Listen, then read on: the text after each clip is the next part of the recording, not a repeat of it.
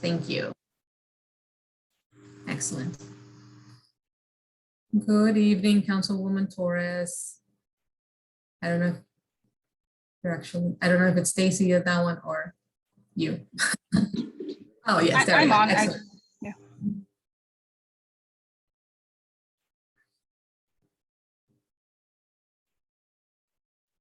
All right, let's just wait a couple more minutes so that people get assigned. Slowly but surely. We do have several people still not being assigned, so let's just wait a little bit longer.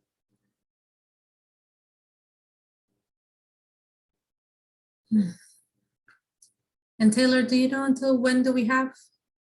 What's our? Ooh, sorry, you're on mute.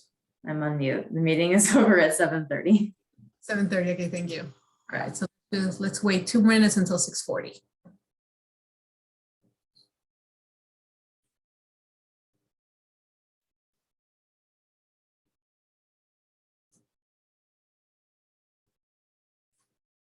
In the meantime, I'm going to share my screen.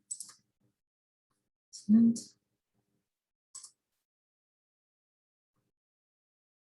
Can you all see my screen? Yes, Gabby. Awesome, thank you.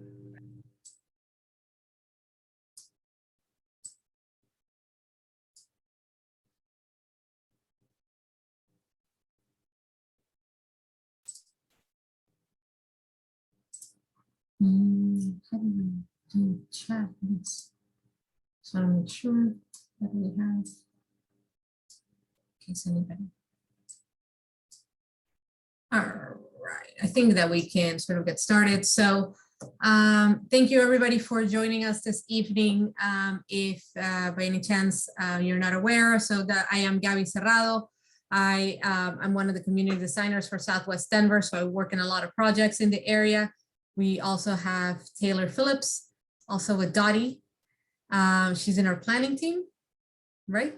So yes, Yeah, okay. I'm the bike ped planning team. Yes, and do we have anybody else from Dottie, Taylor, by any chance? Do you know? I don't think from Dottie, but Chloe is also Chloe, in the room, yeah. and she's going to be taking notes. She is from Alta Planning and Design. Yes. So again, thank you for joining us this evening. And basically how we're usually doing these is sort of like that open conversation. I can, as I'm sharing my screen, obviously we can go into specific designs. If you guys, if anybody wants to go to a particular intersection or a particular address, obviously let me know so that we can go directly there. But this is very much like an open conversation. Sort of the goal of this is to obviously walk you through, so a little bit sort of go to those detailed, specific location for your, for this design. But at the end of the day, we also obviously want folks to be able to, be able to provide their comments in the Conveo webpage. And si por algún motivo alguien necesita hablar español o necesita que la información que sea en español, por favor díganme. Yo estoy muy feliz de traducir, explicarles lo que está pasando. For those of you, basically, I'm also a Spanish speaker, and so if we have anybody that either only speaks Spanish or prefers to Spanish, I'll be happy to translate questions and so forth. So with that, by any chance, do you guys want me, do you prefer to walk, for us to walk through the entire corridor from north to south? Or do we want to jump to a particular location?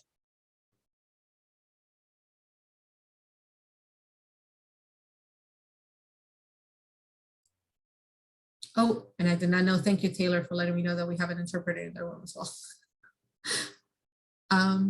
So I guess let's sort of walk through, through the specific design a little bit. So obviously on this north side, we have Kentucky Avenue. On Kentucky, we recently installed the buffered bike lanes, and we will hopefully in Q2 of 2022, we will be, there's another Dottie Department of Parks and Recreation project at the intersection of Kentucky and Irving, basically where they will be, creating a sort of a pocket park in this sort of empty lot that is on the northeast corner. And then they will also be doing water quality planters, bulb outs that you see right here. Anything sort of related in the darker gray shade are projects that are coming up that we will be building. And so this design took into consideration, obviously, these upcoming projects so we can design it properly. So, obviously we have the Kepner, all of the Kepner campus. We have 5 different schools in this one block. When we met with the Kepner crew, basically, obviously, this is where a lot of, parents drop off. There's parents drop off on Irving. The bus drop off is on Kentucky.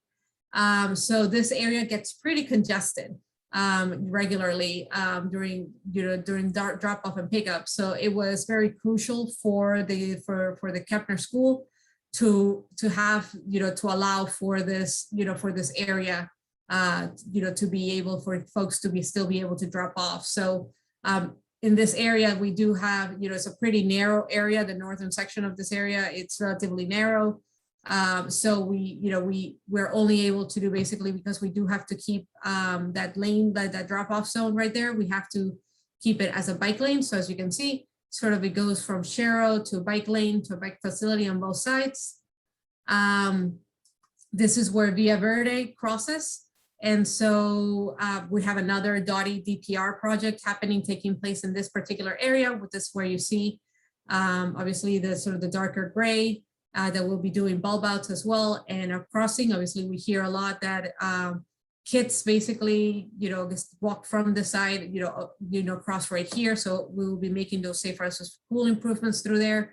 And obviously this is where, we start going into the bike lane, like the main design of the bike lane. Between Tennessee and Mississippi, we have a, sort of a traditional bike lane. We are removing parking on this portion. We're removing parking on the west side of Irving, but we are keeping parking on the east side.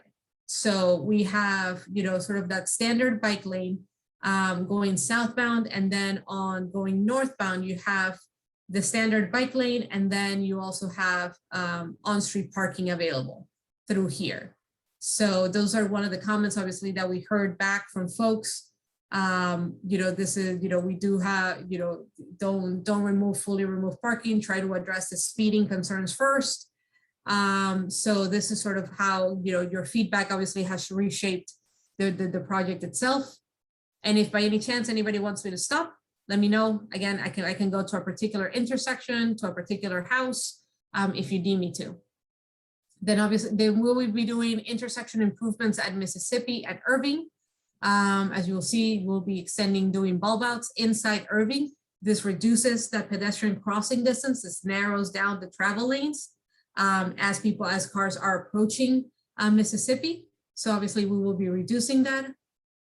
We sort of continue with the same element design throughout all of this area. Again, we have a traditional bike lane on the west side. And then, on the north side, on the east side is parking bike lane as well.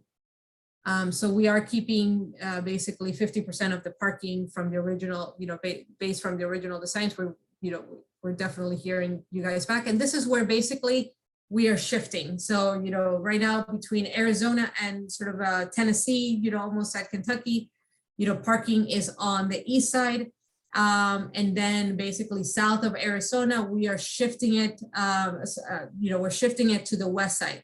That diversion basically helps with that traffic calming element of, sort of a little bit, it's not full zigzag, but basically it's like, oh, okay, now we have to go this way. So, that's what we're trying to achieve here as well. So then since that changes, it's traditional bike lane going northbound. Southbound, we have parking, bike lane on it. So you will see that, sort of that design as we continue to move forward from Louisiana. Again, at Louisiana, we're doing those pedestrian safety improvements inside Louisiana, reducing that crossing distance, narrowing those travel lanes. Obviously, we'll be restriping all of this so that we can, fresh paint, reinforcing that stop sign and that crosswalk.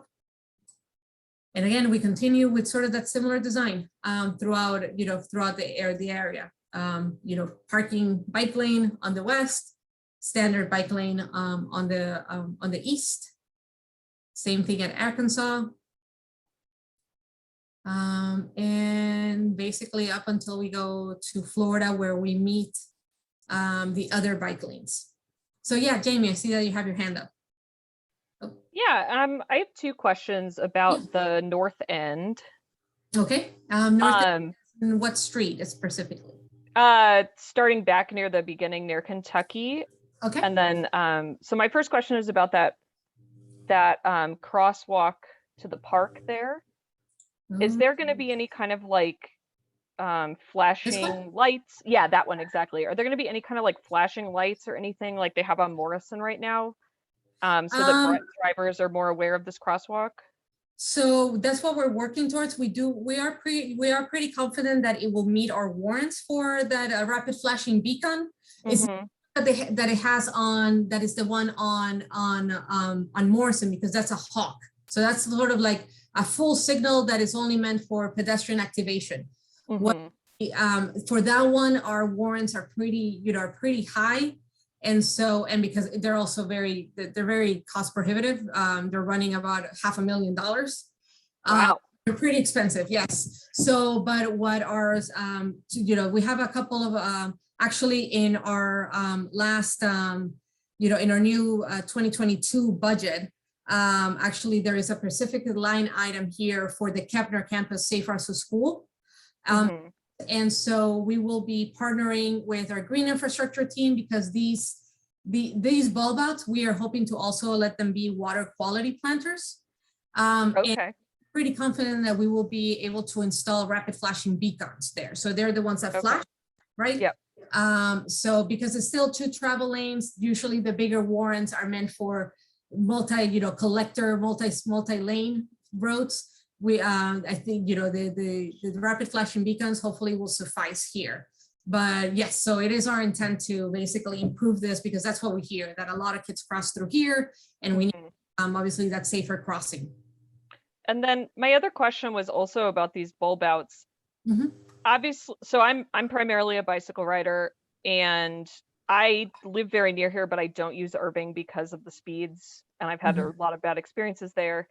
And in my experience, a sudden bulb out like that just means that bicyclists get squeezed. Is there like anything that you guys can do about that, especially having it be by the school, because those pickup and drop offs are extremely dangerous for cyclists? So for these bulb outs, we still have, because we haven't started design on these, we only have conceptual on these. We have to work obviously through with the green infrastructure team and the Safe Routes to School team. What we're hoping to achieve specifically on these is that instead of doing a share road, this particular bike project is going to go in before we can build these. So basically for the time being is sort of this merging zone. Being mindful though that basically we still don't have these. So there's still going to be this ability to go like straight through.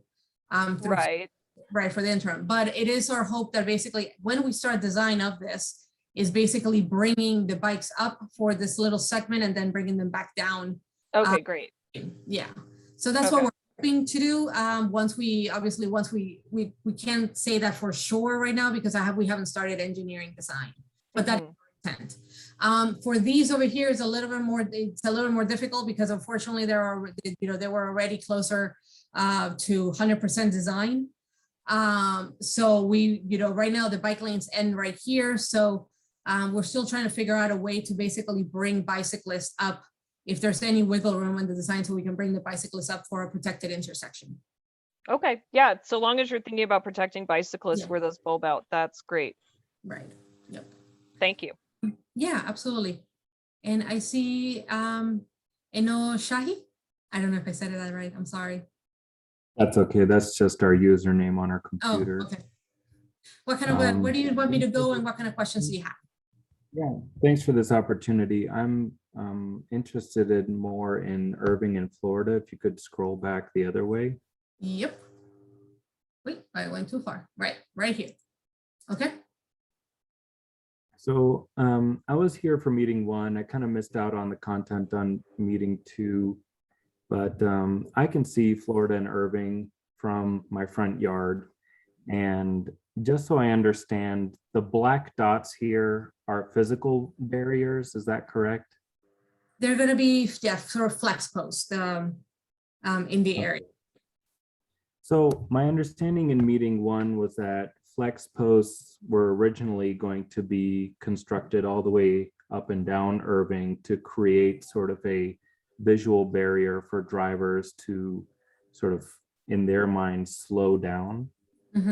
But in this 60% design, I guess those pylons have been removed to accommodate for parking.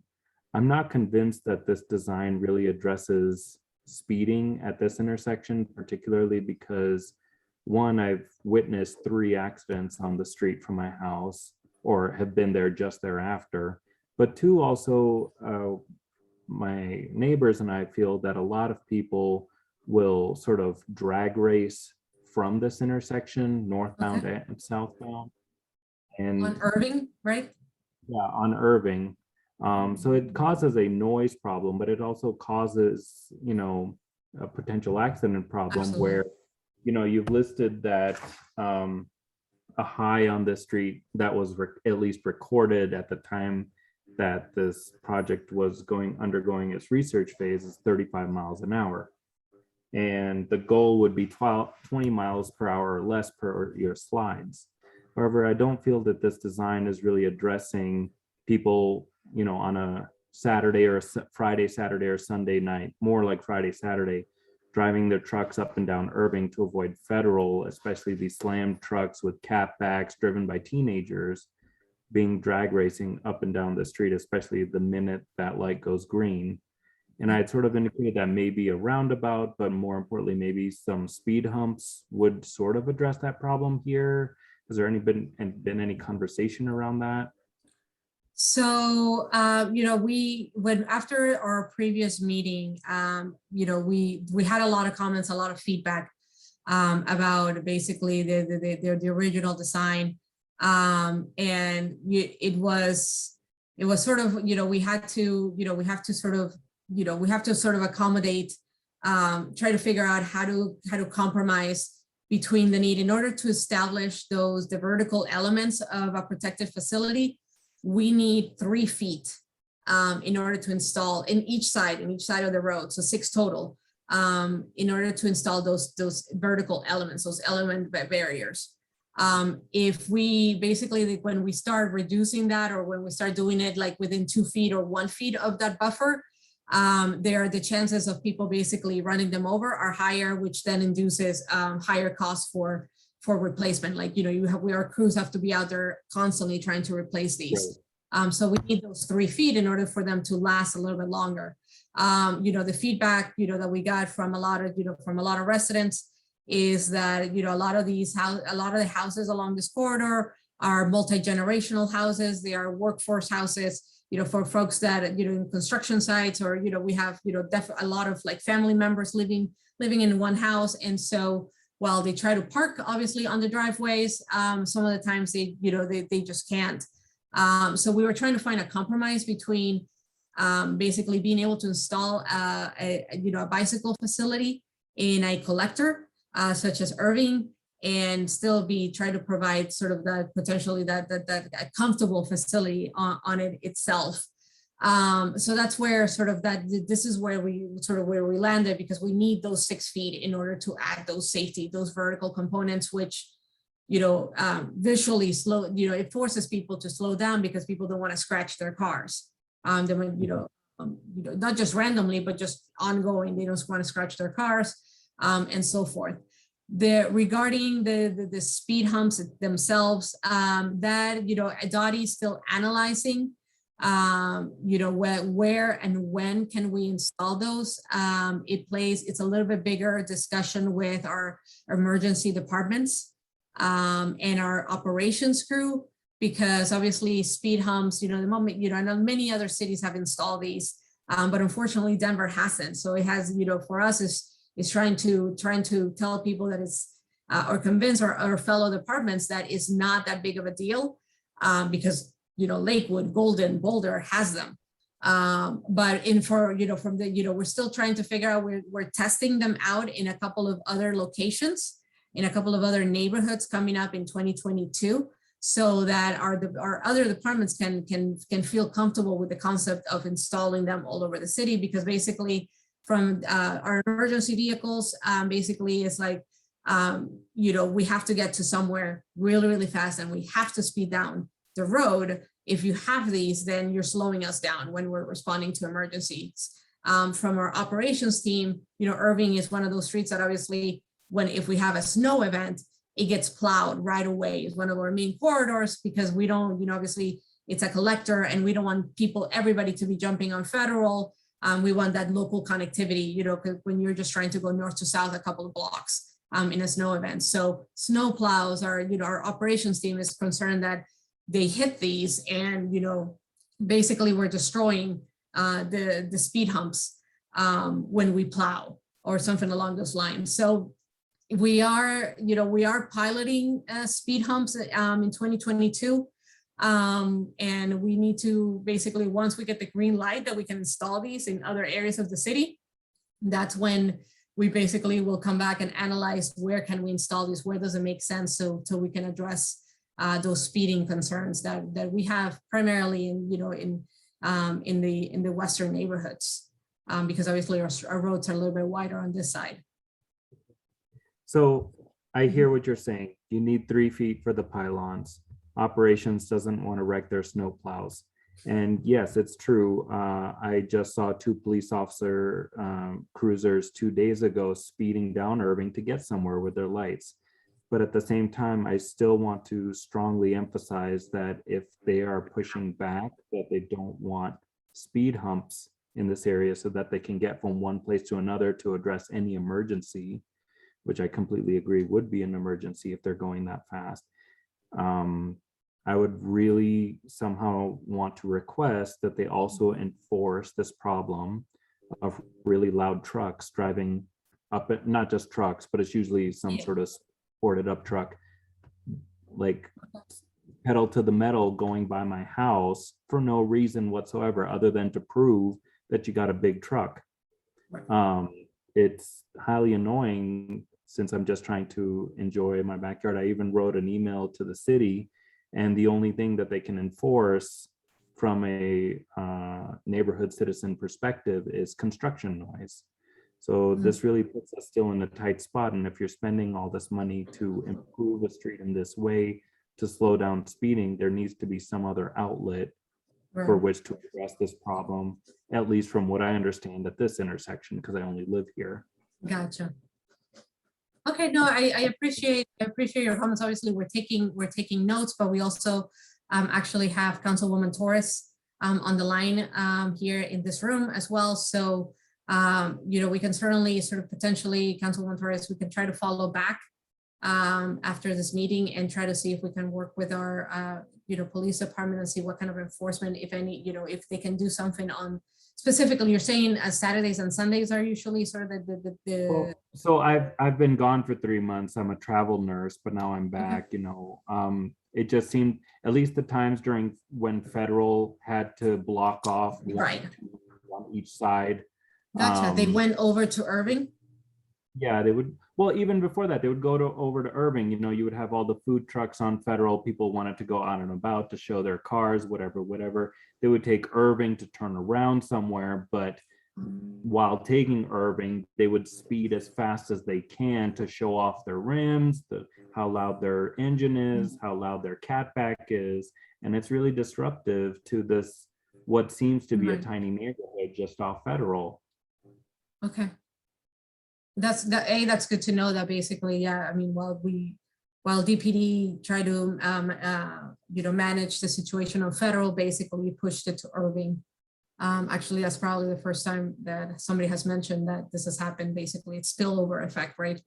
But I can thank you. Yeah, I mean, I will, we will try to figure out a way to how to address it. And as soon as, and obviously we will sort of, if you don't mind, definitely jump on the Conveyo webpage, on the Conveyo site, and obviously, sort of, if you don't mind making the same comment, but obviously we're also taking notes, and we can try to figure out if there's an additional tool that we can do at this, near this little intersection so that we can make it just a little bit more painful for people to speed. Thank you. Yeah. Miss Jamie, I see that you have your hand up. I wasn't sure if that's a leftover from the previous one. Yeah, I agree with everything that was just said there. Okay. I mentioned I'm a bicyclist. I will not ride on Irving because of the speeding, and I'm a very confident bicyclist. Is there any way we can have speed cameras? Those seem like they don't interfere with any of these city operations. Unfortunately, I don't believe that speed cameras are actually allowed in Denver. What about the one on Mississippi? Is it speed camera or is it a speed awareness sign? There's like a police van that is parked there that takes a photo. Yeah, okay, so And the cameras that are posted, most cameras that are like permanently fixed to traffic lights, I believe, are just there to enforce not encroaching on the crosswalk and not particularly speed enforcement. I don't believe this. I don't know if it's the city of Denver or if it's basically Colorado that, and I can look it up right now. But basically, that I don't believe that we're allowed. Our DPD police departments are allowed to ticket folks on cameras, on speed cameras, on the ones that are mounted, right, constantly mounted. Now, right, I don't mean the constantly mounted ones. I mean gotcha. like the photo from a van. Right. Yeah. So we can certainly basically ask DPD to basically rotate that van and put it over on this location. If what you guys are telling us is that by any chance is it between Florida? Is it between basically Florida and Arkansas? Is it goes all the way to Kentucky? Any sort of, Florida sort of like the epicenter, or would we say that there's a range? In my experience, it's from Kentucky onward. From Kentucky. Just to sound. And honestly, I realize that's outside the scope of this project, but it's also from Kentucky north back to Morrison. But okay, so, yeah, I think we can certainly, the whole corridor feels very unsafe to me as a cyclist. Yeah, and obviously that was one of the main reasons why our original design, because of speeds and volumes, called for that level of protection. Additional level of protection. But again, we heard very loudly from folks in the corridor that removing parking, again, because of multi-generational households and workforce sort of workforce housing in general, it was just too, it was a lot to try to manage speed first before going that full route. And so at the end, we can try to do, if, we have to do some level of compromise for folks. And so we still want to install this, bike facility here. We just felt that this was a good compromise, but we can certainly try to figure out ways to further, again, make it a little bit more painful. And we can try to work with our DPD department to see if they can move, those vans around and place them in particularly on this location. If that's where we're hearing that, basically, a lot of the cars make that turnaround point to go back to federal or for anything else. Yeah, I think it's going to be sad if you guys build all this nice bike infrastructure and then no one wants to use it because of the speed. Yep, it is going to be sad. Yep. Thank you. Yeah. By any chance, Dennis, Wayne, Maite, that have any comments or any locations that you want me to jump to?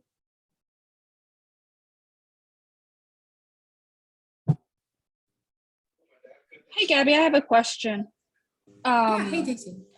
And this is just kind of a question I've just kind of shared with the other, community meetings, just to, kind of just let folks know, or just kind of at least maybe answer questions that aren't there, is how are these bike lanes going to be measured in terms of like usability? Like what kind of data is tracking these bike lanes usage, I guess?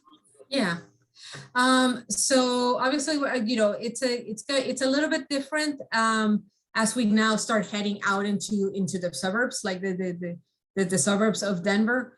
We are tracking, for example, as you get closer to the core, we have a lot more cameras and tube counts and everything else that we have taken measure in downtown Denver or West Highlands, because we have a lot, like a bigger, a larger network of bicycle facilities up there.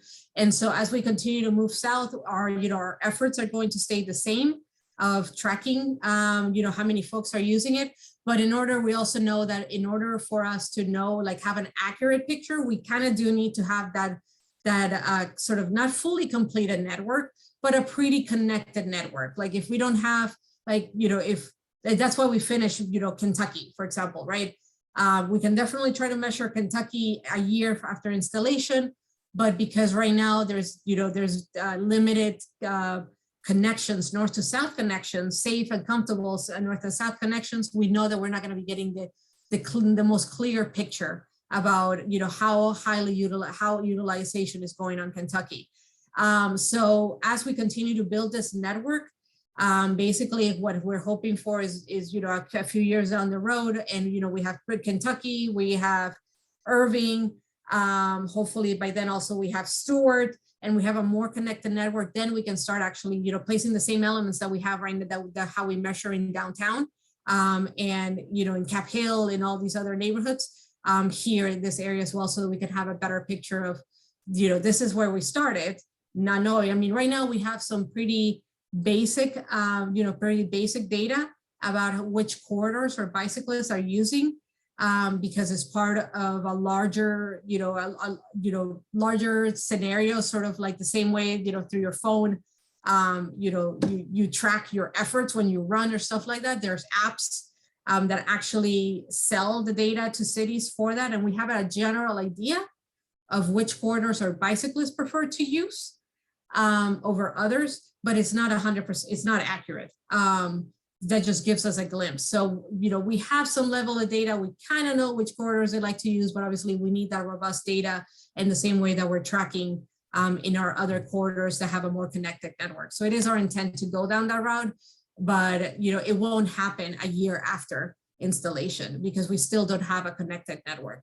We're still not going to have that full picture for it. So it should be a couple of years down the road. And actually, I'll chime in real quick, Gabby. I co-manage the bike count program for the city with Paige, and yeah, like Gabby said, we got a bunch of funding when we started the community networks projects, which are the Northwest, Central, and South Central kind of networks areas of the city.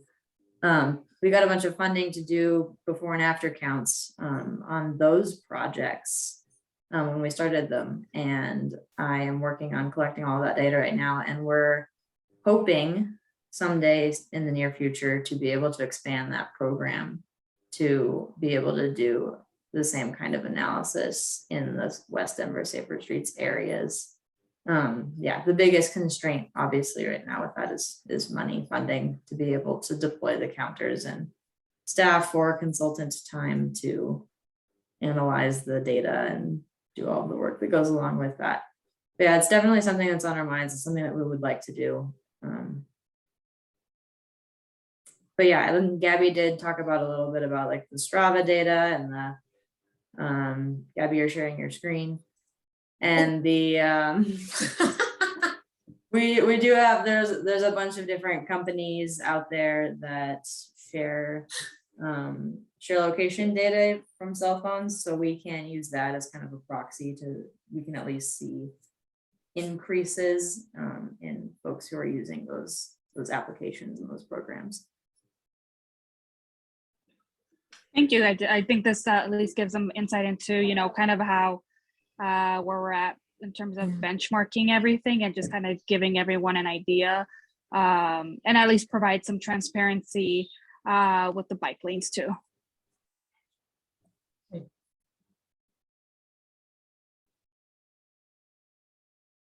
other questions or comments?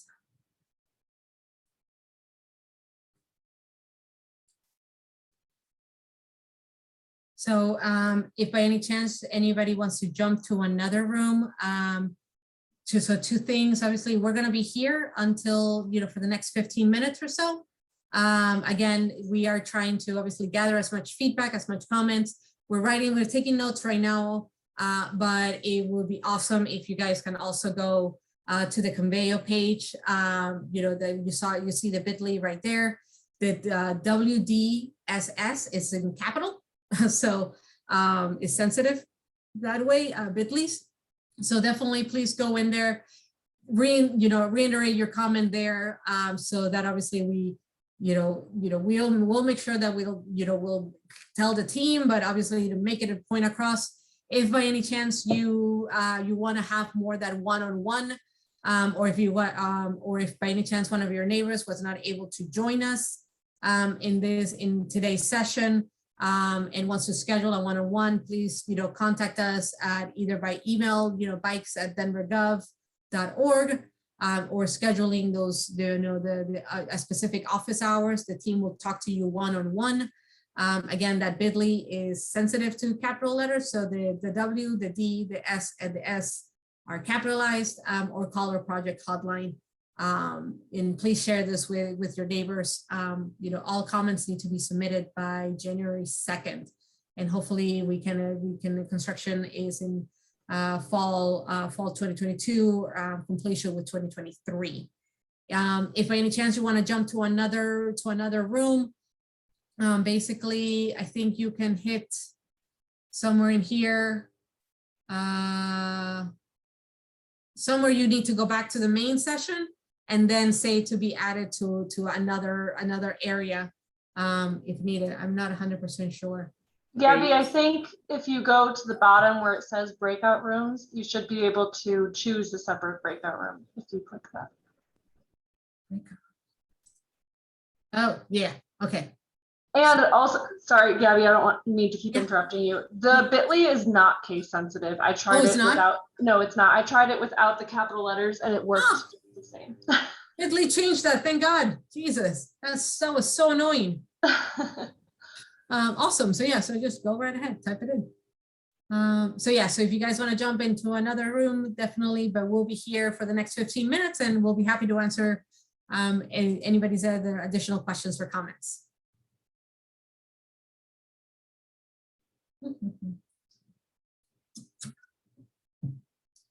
Awesome.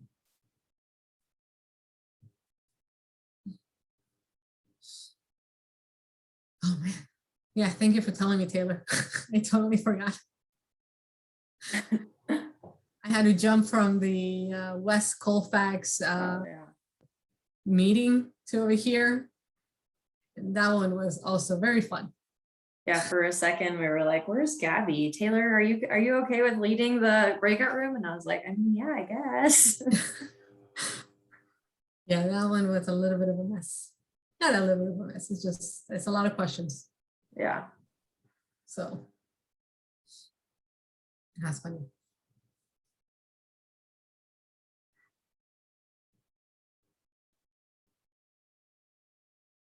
Oh, Dennis and Wayne, do you guys have any other questions for us? Dennis asked a question in the chat if they will be repaving the road to install the improvements. Actually, I don't know the answer to that. Do you, Gabby? I mean, we have time. Hold on. Let's take a look. 1 second. Don't think it's a repaving project on this one. I don't either. There's a couple that are repaving projects, Dennis, so that's why I let me just make sure that I provide you the right information since we have a few minutes here. I'm insisting on being. Here I can.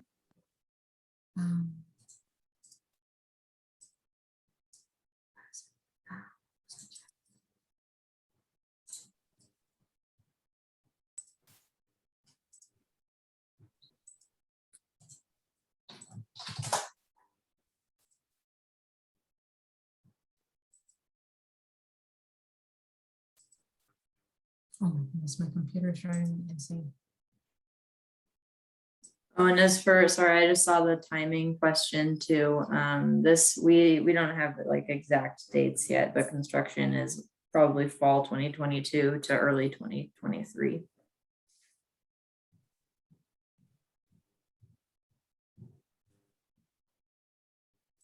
Here is.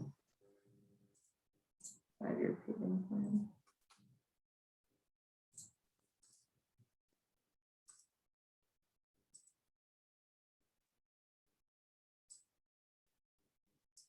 All right.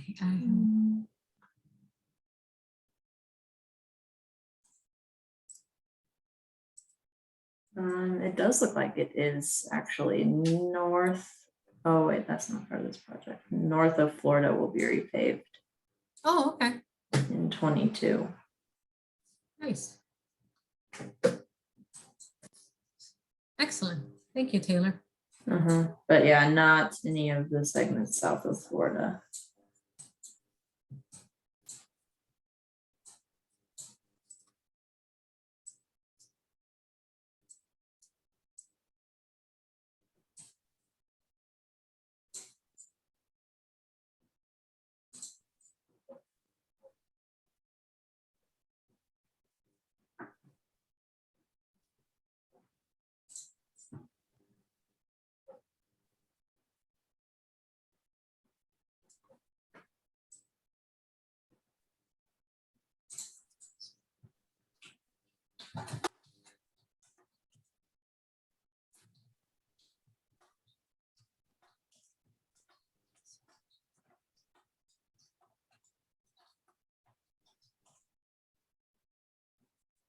Sorry, I'm taking a look at all this section. That's really nice.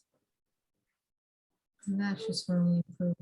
Well, Wayne and Duncan, or Dennis, sorry, if you guys don't have any other questions, I think we are good to head out and enjoy our evenings.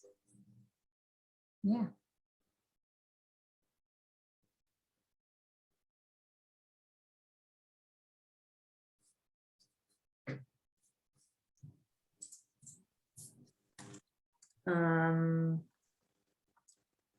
All right. CV says the non-resident room is booming, so Yes. maybe we should head to the non-resident room. Can you, Yes. Oh, can you There reassign there us? were 20 people there, so yeah, I can Okay. assign you. John and or Jason and the 2 J's are in there right now, so they may not need your help, but if you want to like, Yeah, go ahead and reassign us Okay. to there. Is there a note taker in the main room? Oh, hold on. Let me stop recording real quick. oh, there we go. The other guy's left.